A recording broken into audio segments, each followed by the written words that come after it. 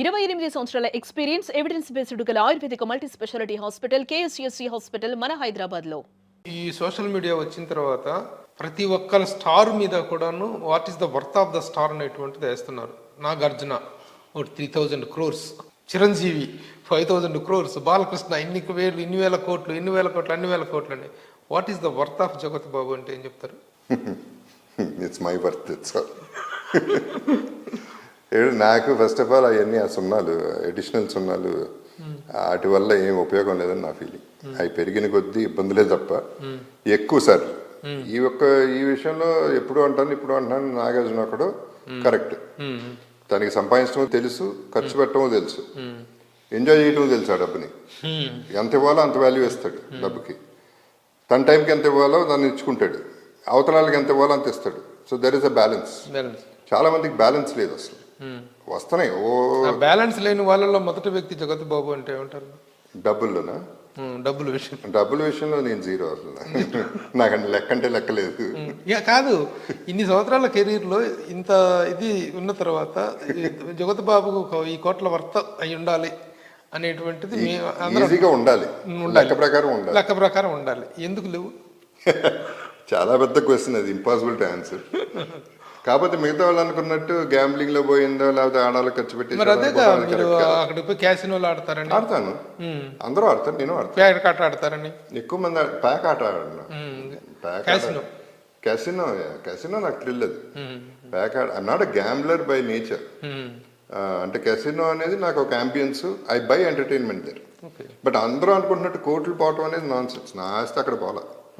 అది ఇవ్వటం వల్ల పోయిందో లేకపోతే ఖర్చు పెట్టడం వల్ల పోయిందో లేకపోతే కొట్టేయడం వల్ల పోయిందో మిగతా వాళ్ళు for whatever reasons it is not there.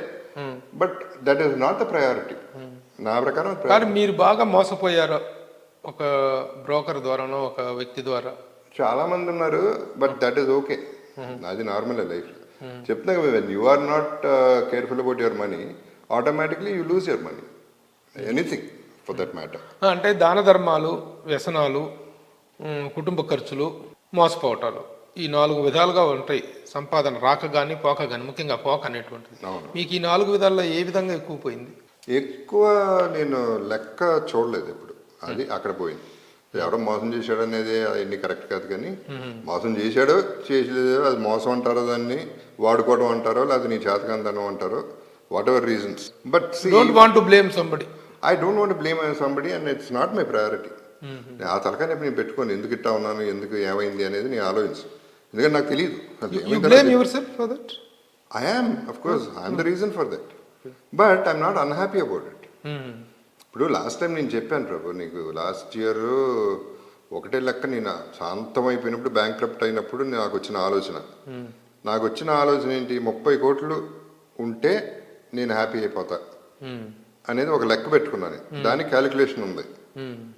నేను ఆస్తులు మిగల్చపోవచ్చు, కానీ ఈ 30 కోట్లు మా నలుగురికి life long first class, business class ఫ్లైట్లలో, 5 star హోటల్స్ మెయింటైన్ చేసే ఈ 30 కోట్లు సరిపోతున్నాయి నాకు. అది నేను లెక్క చూసా, పిల్లలకి చెప్పేసా, వైఫ్కి చెప్పేసా. నేను సంపాదించగలిగింది ఇంతే, దిస్ ఇస్ మై కెపాసిటీ.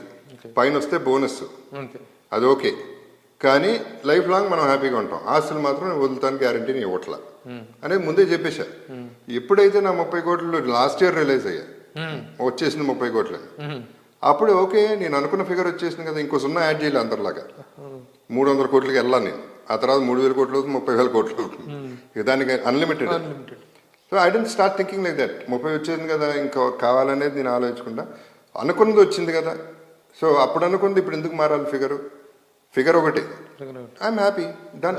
ఇంకా పైన ఏది వచ్చినా బోనస్ వస్తే ఎవరో చెప్తారు. ఇంత ఓపెన్ గా లెక్కలు ఎవరు చెప్తారు బాబు? Jagat Babu garu, really hats off to your honesty. Life is open ప్రభు, అందరికీ తెలియదు.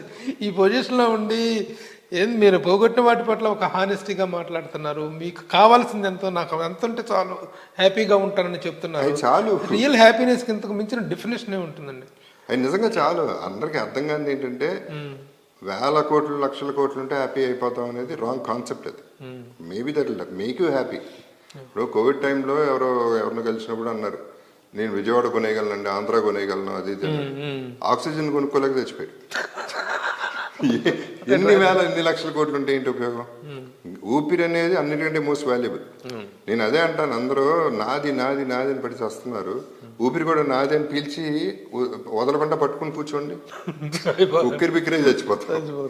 ఇప్పుడే అదే చచ్చిపోతున్నారు. డబ్బులుండి ఊపిరి బిగించుకుని డబ్బు బిగించేసి డబ్బు పిచ్చితో ఊపిరి ఆటలేదు మనిషికి. మీరేంటి ఎతిస్టా థీయిస్టా? మీరు నాస్తికులా ఆస్తికులా? నే ఇస్టు కాదు అంటే అంటే ఇప్పుడు ఈ ఆలోచన విధానం ఇప్పుడు మీరు చెప్తున్న ఇవన్నీ వింటుంటే ఒక రకమైనటువంటి ఒక ఫిలసాఫికల్ యాంగిల్ అనేటువంటిది కనిపిస్తుంది మీ మాటల్లో, మీ ఆలోచన విధానంలో. ఇది ఫిలాసఫీ అంటారో నాకు ఏంటో, నేను దీనికి పేరు పెట్టలేను. కాకపోతే నాకు అర్థమైంది లైఫ్ ఫస్ట్ ఆఫ్ ఆల్ తృప్తి అనేది మోస్ట్ ఇంపార్టెంట్ థింగ్ అనేది నాకు అర్థమైంది. ఇది చాలు, ఐఎమ్ హ్యాపీ విత్ దిస్ అనుకుంటే ఒక ఫుల్ స్టాప్ పడింది అక్కడ, లేకపోతే కోమానే అయిపోతుంది లైఫ్. ఫుల్ పేజ్ మనకి కోమాలో ఉండిపోతుంది. ఫుల్ స్టాప్ ఎక్కడ పడుతుంది? సో ఐఎమ్ సేయింగ్ నేను ఫుల్ స్టాప్ పెట్టుకుంటా.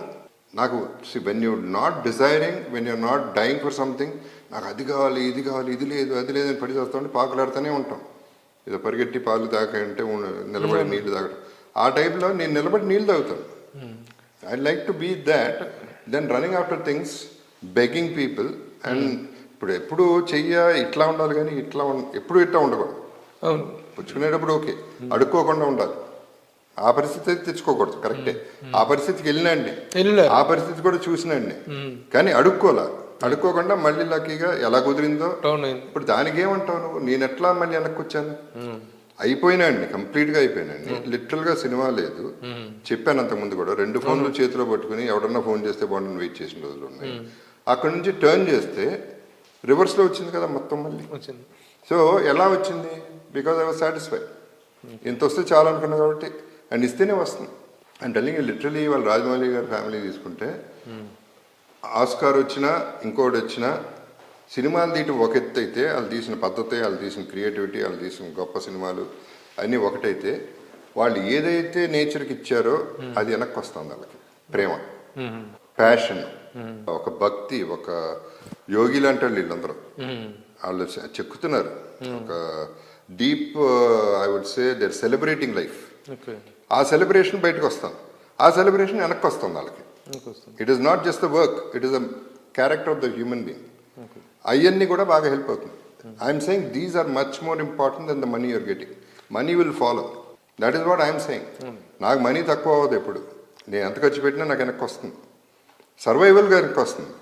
1000 లక్షల కోట్లు అంటే రావు, వస్తే లేకపోతే 30 కోట్లకు పైన బోనస్లు ఎంత వస్తాయో చూసుకుంటే వెళ్ళిపోదు. ఇప్పుడు ఏదో 30 కోట్లు అయితే దట్ ఇస్ వెరీ ఓపెన్. అంటే ల్యాండ్లు పడిపోయి అన్న రెసిషన్ వస్తుంది తప్ప, అదే ఇన్ఫ్లేషన్ వస్తే అయ్యే 100 కోట్లు 1000 కోట్లు అవుతాయి. సుమన్ టీవీలో మీ పర్సనల్ అండ్ బిజినెస్ ప్రమోషన్స్ కోసం కింది నెంబర్కి కాంటాక్ట్ చేయండి.